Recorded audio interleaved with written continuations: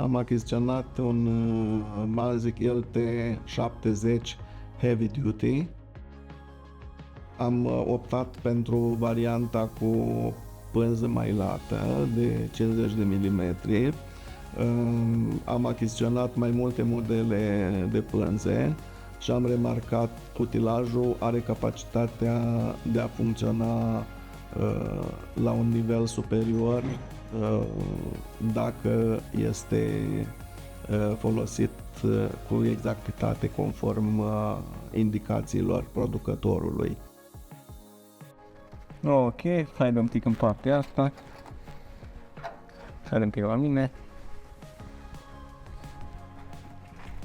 Tensionăm pânza.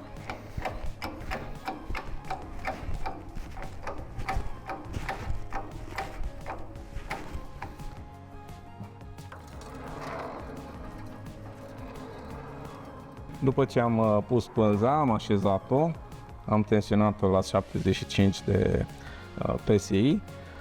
Avem grijă să păstrăm distanța de la măseaua dintelui la volantă, da?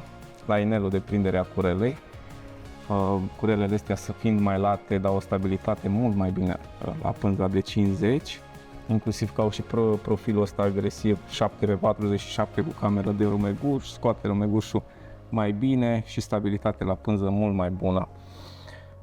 Necesar este la sistemul ăsta scraper-ul ca să curețe rumegușul de pe volantă, astfel pânza are viață mult mai lungă. Deci, după cum spuneam, profilul de 7x47 față de cel universal 10x30 este mai agresiv, deschidere mai mare și cameră de rumeguș mai adâncă, permite rumegușul să fie evacuat mai bine și viteză mai mare de tăiere.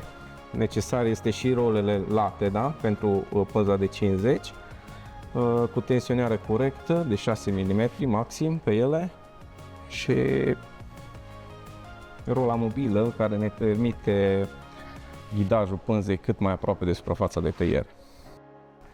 Ok, și după ce am reglat pânza, închidem capacele și mergem la sistemul de operare.